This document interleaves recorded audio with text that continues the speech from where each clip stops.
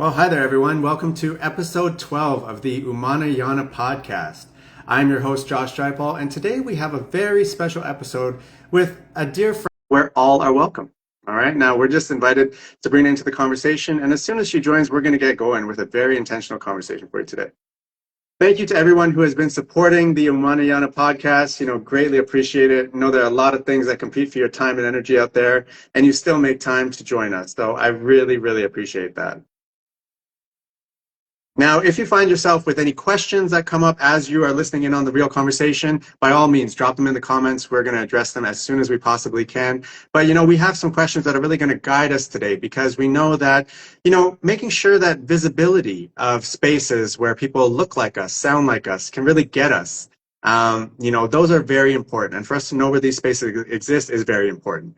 I myself, came across the health spot, which Sabrina has brought to the world, and that came through a network who kind of told me about it. I didn't know that there was a space where, people who look like me actually have availability for you to go in and rent a space. Say you're a healing practitioner, you can go in there. Hey, Sabrina. Hi. How are you? I'm good. How are you? I'm doing well, thanks. Thanks for joining me today. Thank you for having me. Awesome. Well, one thing that I like to do as we begin our conversation is I like to let my guests introduce themselves as they see fit. And the reason for that is because I know I could go all over. I could ask you for your resume. I could ramble off 20 things about you, but those might not be the things that you want to lead with per se when introducing yourself to the world as this version of yourself. So, I'd love to kick it over to you and you just share with all of our listeners, a little bit about you. Hi, I'm Sabrina. I am the owner of the Health Spot Family Wellness. We are a holistic wellness center. We offer physio, chiro, massage, naturopathy, osteopathy.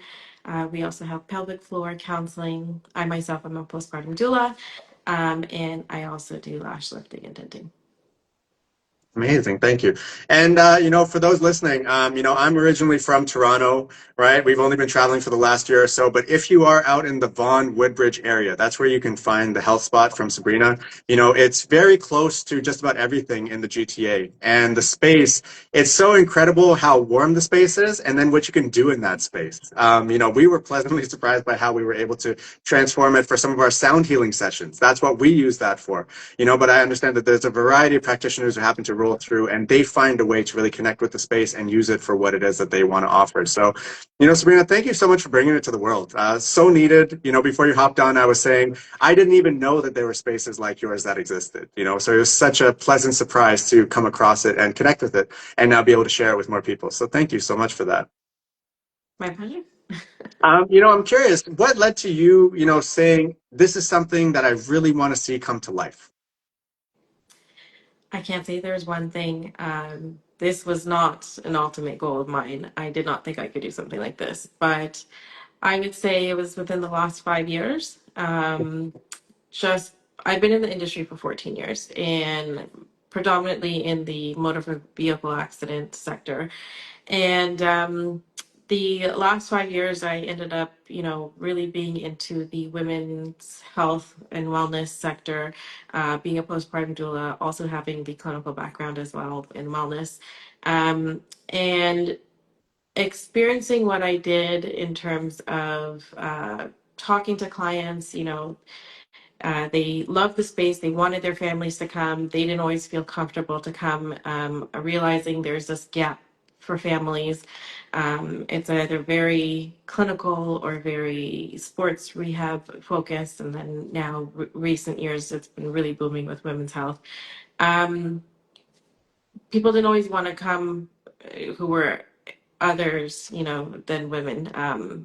And needing that space I felt was necessary, as well as I experienced certain things, I guess more on the prejudice side, and I really Mm. wanted to have a place that was very inclusive, welcoming, to anyone and everyone.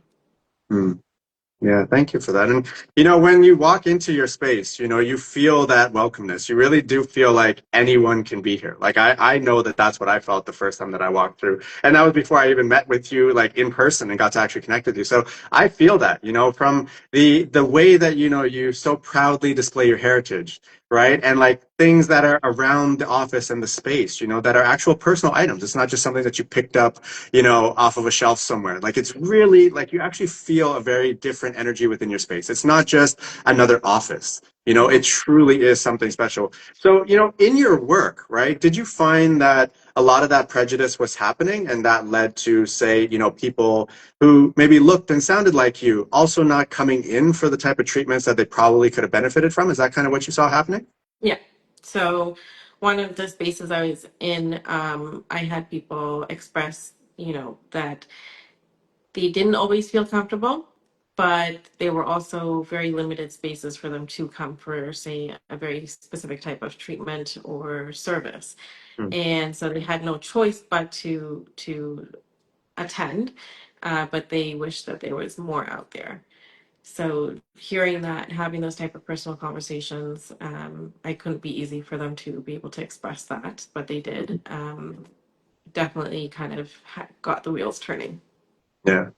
And I can imagine, your space being what feels like a safe space for practitioners as well, because, something that's been coming up a lot in exploration of heritage and culture and all of those things often too is kind of like sometimes we feel like we even have that imposter syndrome of being practitioners in these spaces, right? Like, do I have enough degrees behind my name to give me credibility? Can I actually be out here? Will my people actually come to me? All of these kind of things play in our mind, right? So for us to Yeah, actually have a space where people feel welcome to come in and offer what they're doing and truly believe in themselves and the medicine that they offer. I think that's such an important thing for us to all have a space where we can actually commune and actually receive that. Um, absolutely. It removes that barrier and that wall, which allows you to then absorb the treatment or the healing so much more better. Yeah. And like that's what I find too is like, in having these spaces where there's room for more than just say traditional Western practices. We actually get so much exposure, even through just conversation around, oh, did you know about this? Did you know this natural thing can help you? Did you know, oh, this recipe, this and that? Like it's a very communal exchange of information that happens in these spaces of healing, right? And for us to maybe not even feel welcome in these spaces, that really blocks off a lot of what we have access to in life, whether that's some peace of mind, recovery, just a sense of belonging even, right? Like we need to know within our communities that we have spaces where we can go to heal and receive, right? Not just be giving to. So I think that's such a beautiful thing that you open up with your space as well. Curious for you about you. Has wellness been something that you really felt called to provide spaces for others, or has wellness and the pursuit of your own wellness, has that been something that's been like a lifelong journey for you? Is that kind of a relatively new thing? Like how has your journey with wellness gone? I would say it's been a part of my life. I have a brother with disability, and so being exposed to doctors, specialists, going to physio and OT for him at a young age. I always used to go sit in the background, watch them do a session with him. My parents started taking us to Kairos at a young age. I think I was about 12, 13 years old. So it's been a huge part of my life. Um, and I guess because of my upbringing and because I have a sibling who has a disability, um, I ended up working at a doctor's office for 8.5 years. I was in high school, so that was such a huge part of my life. And I think that also kind of paved the way into the direction that I ended up going into. Because once I got married and I was looking for a job, I was looking at doctor's offices and then I ended up in wellness. And then that kind of just, took off from there. Yeah, So yeah, gotcha. it's been a part of me forever. Okay. A question that I have for you, and this is just something I guess we can communicate outward towards our community and just maybe people who also might find themselves in your position, right? Mhm. I have grown up with friends, who have had, say, siblings who do have disabilities and whatnot. But, it seems to be one of those things that like no one ever talked about or like even addressed or like checked in, like, are you good? Like, all that kind of stuff with how Mhm. they're supporting their sibling as well, right? Is there anything you can share, any insight that maybe you haven't even yourself heard shared amongst people who, are caring for people with disabilities and whatnot, right? Around compassion and how we can really be there to help them to also feel welcome in these spaces, and also maybe, take care of the people who are taking care of them as well. Do you have any insight around that you can share with us? Yeah, I mean, definitely checking in on them, seeing if they really are good. Because a lot of times I think they put on such a brave face, and like my mom was always doing for others, even though she had so much going on her end. Mm. Um, I don't know if people really checked up on her as much or on such a deep level, but I think that's such a huge part, being able to offer to come and like I don't want to say babysit, but kind of hang out or take that person out, or stay at home while someone else, or the caregiver, gets to go out, gets to have services for themselves.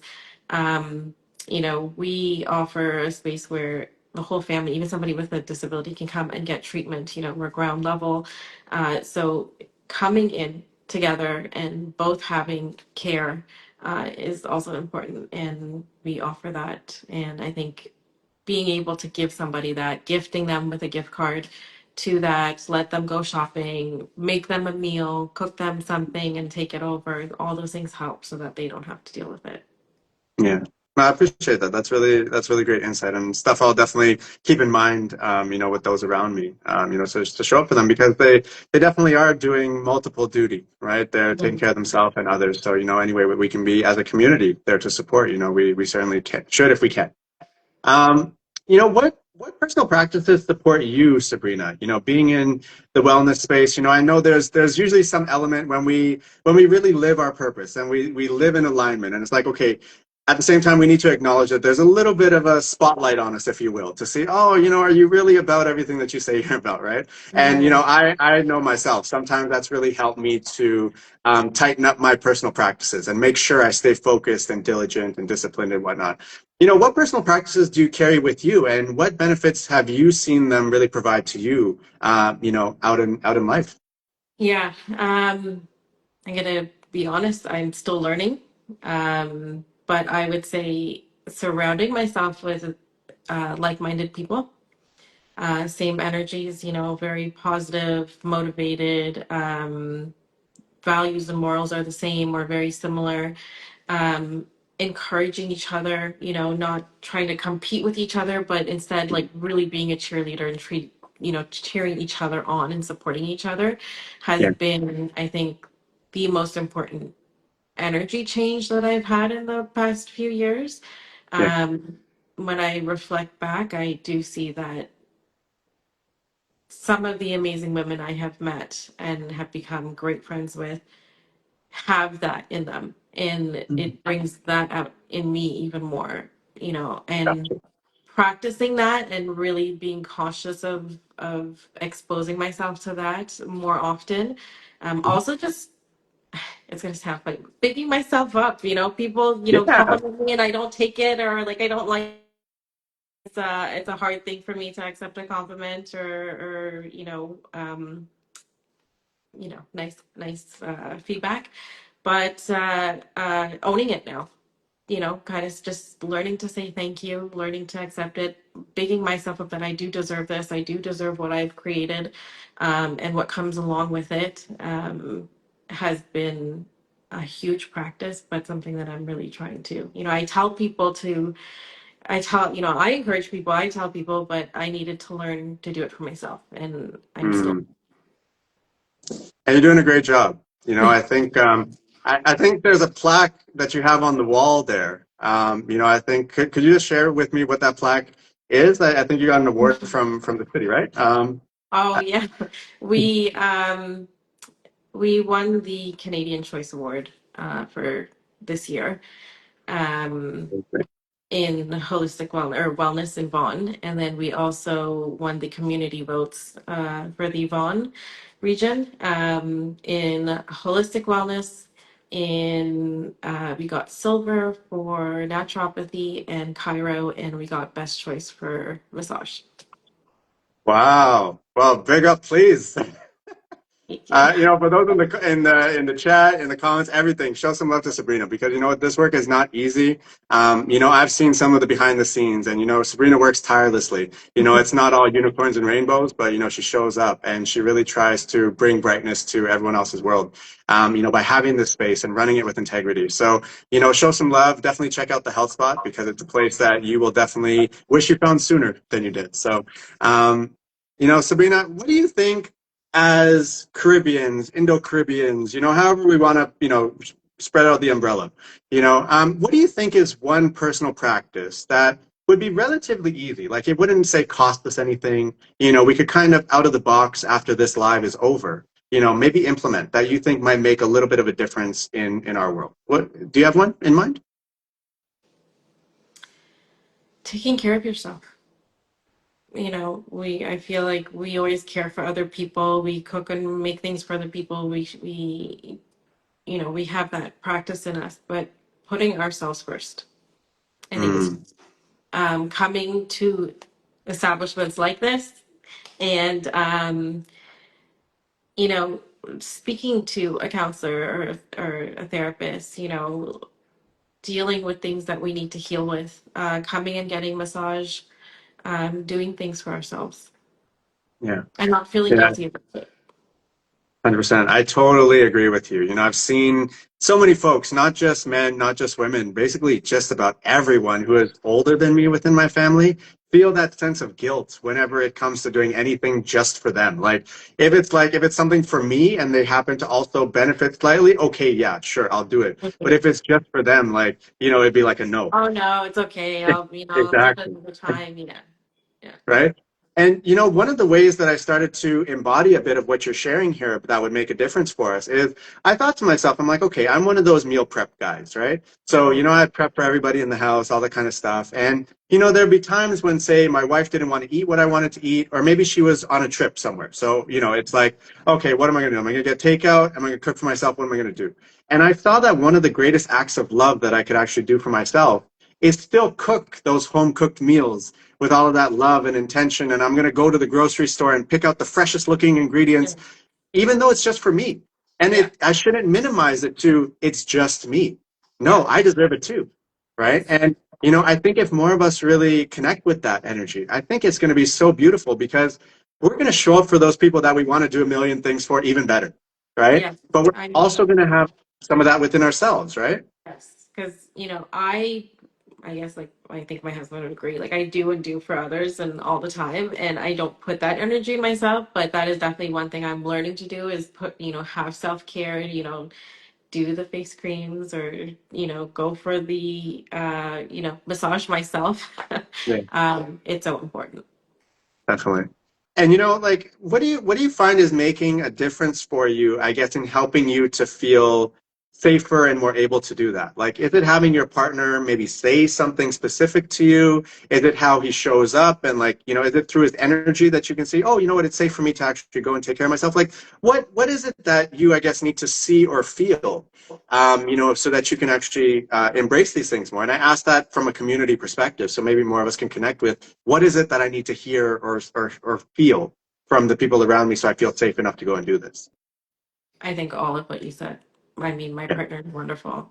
He will tell me, "Oh, go, get your hair done, or go do this, or like I'll take care of this, and you go rest." Or, he's just so supportive and so caring that that helps. I think I push back and fight back a lot, or that like I don't need to, I'm okay. But he'll like, "Can you go and like do something or go yeah, for that treatment or." I know a lot of times sometimes I'll have like a lot of back pain and I'll push off going to the chiro myself a lot and he'll be like, you need to book an appointment and go. So just his encouragement, um, that is, I guess, my love language is when he does things like that or just like yeah. he can do certain acts of services that tell me, okay, I need to do this. Mm. Well, I think that's so sweet and so special that you have a partner who's paying attention that way. To sort of say like, you know what, maybe it's time she needs to do a little something for herself, or Yeah. have a little bit of a break. I think that's one of those things that I think really goes a long way in a relationship, not just from a husband to a wife, but even a wife to a husband. For us to acknowledge sometimes like, hey, it's okay to take a break. Like, go do something just for you. Like you're more than just someone's husband and someone's parent, like you're more than all of those things, right? So I think it's so important for us to communicate that and remind one another of that. Yeah, It sounds like you guys do a good job of supporting one another in that way. thank you. Yeah. Um, so, something I've been super curious about is since you started the health spot and as you've seen it evolve over time, right? People get to know it and start to feel comfortable coming through the doors. Is your intention being lived out now? Like, are you seeing more people that you were hoping would find solace in the health spot and who look like you and who you were hoping to really cater to? Are you finding more of those people walking through the doors? Yes. Yeah. Yeah. And I think um,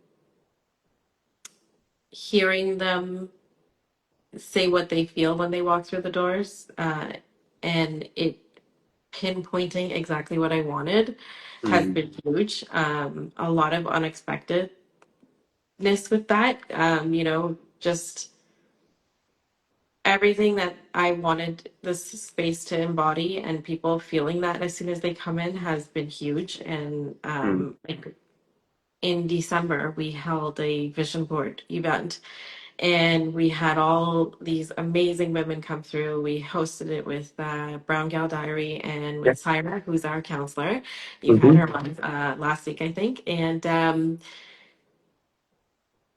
I literally just sat back and listened to all the different conversations and, heard, what was being said and the feel that they felt in here. And to know that like within 5 minutes, um, very honest truths and things were coming out because they felt safe and comfortable. Mm, Also, just having a wide range of people come in, all diversities come in, it's been wonderful because it's exactly what I wanted.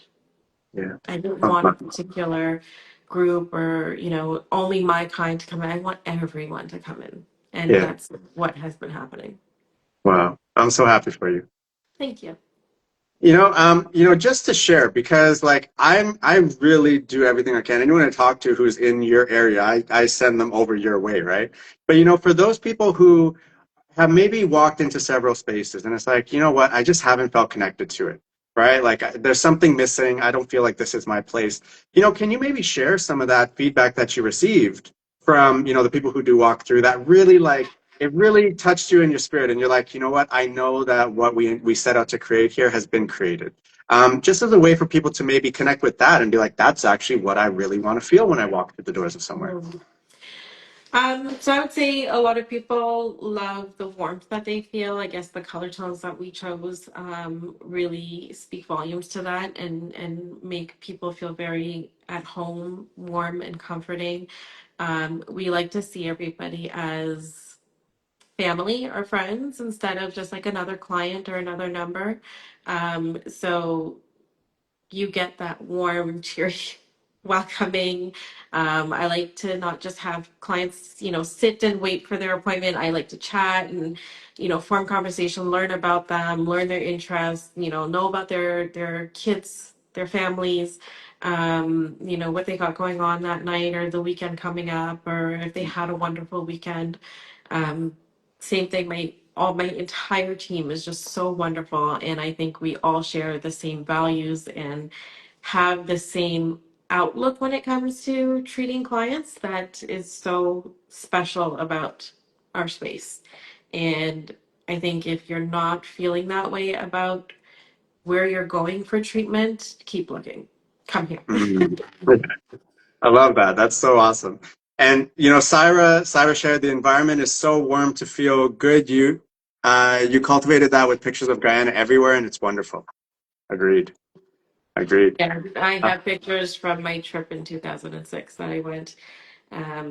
I printed them out on canvas, and I have like my parents' homes that they grew up in.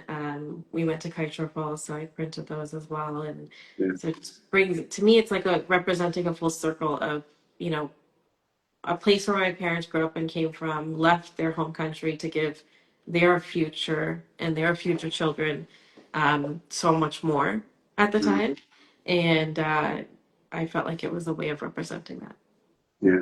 No, that's fantastic. And one thing that really another thing that really stood out to me about your space is I remember we were finishing up a sound session, and then I think as we were cleaning up, we had a knock at the door, and I believe it was one of your other practitioners. And I'm like, oh shoot, previous experience tells me that someone's about to tell me my music was too loud, or I did something wrong. Please don't do that again. And she was like the sweetest person ever. It's just like actually acknowledging the work that was happening and saying like how grateful they were that that was being offered and all of these kind of things. And it's like, Yeah. wow, that's She very loved different sharing the from space any with you. roster I've Yeah. ever experienced at a wellness space. Usually it's a little bit, maybe a bit more competitive, if you will. But like it was just so homey. Like I felt like we were literally all working together as one big happy family, Yeah. like That's with exactly just what. an aligned purpose. That's how it really felt there. I think that's how it should be, especially for these type of environments. Like that's how it should be. It should be like you're working with family. It should be like you're working with your closest friends. Um, Offering that, I think everybody in my team is just so supportive towards each other. They love working in the space together. Their energies are just so wonderful. She loved working with you, like working just working side by side, sharing a wall together. She could Yeah, smell the incense and hear the sounds. It was so calming for her. So she really definitely enjoyed that. And yeah, I fully agree. Because even though I was all the way at the front, like I could hear everything as well, like the yeah, the sound therapy. And it was just so nice to be in the same atmosphere. yeah. Thank you, thank you. Um, so with us talking so much about our culture and community and how that kind of impacts how we show up and whether we even show up in spaces like this, something that I wanted to ask you, having a very unique frontline view from so many different angles, what do you see as like culturally ingrained stumbling blocks that our community experiences when it comes to healing? I would say that they don't need these type of services. They hesitate to, come and get these types of care and service or counseling, and breaking that barrier and that stigma that like we absolutely need this and we deserve this, and you got to take care of yourself so that you could take care of your family. So Yeah, breaking those barriers for sure. yeah. I think it stops their healing. Yeah, I agree. And I think that, a little thing of Vicks is like 3.99, right? And we might think that, a session is going to cost us, right? A session is going to cost us a lot out of pocket. But something that I've actually noticed, and this is since my time even in the group benefits industry. I spent over a decade in that industry. And a common thing would be that people actually weren't aware of what they had coverage for. If Yes. they have benefits at work, for example, when people would hear, oh, I have health benefits, they wouldn't exactly know that in most cases that usually includes a certain amount of money that you can put towards a lot of the services that you offer within your space, right? Yeah. And so I found that that was one of those very unnecessary hurdles that our community tends to put in front of ourselves. Like, It's so simple to rectify. They just please call us, give us the information, and I'll happily call, get all the info for you so that you know how you can submit or what you're covered for, what you could get.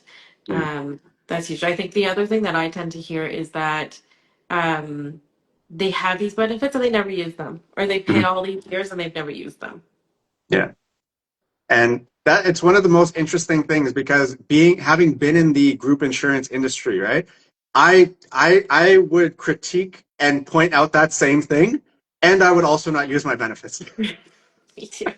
So it was so weird. I had to like really sit with myself and be like, Josh, like, what's your problem, bro? Like you have it, it's free, it works out to free, but what's the challenge here? And I think that some element of it definitely ties into us and our cultural history of indentureship and weakness and strength and this lack of feeling safe enough to be vulnerable and take a break, right? Like that hour that we spend on the table, we're probably gonna have some of that guilt that we talked about a bit earlier, right? We're Yeah. gonna be like, oh, you know what? It's not as bad as so and so's cousin over here. Like they need it. Don't worry about it.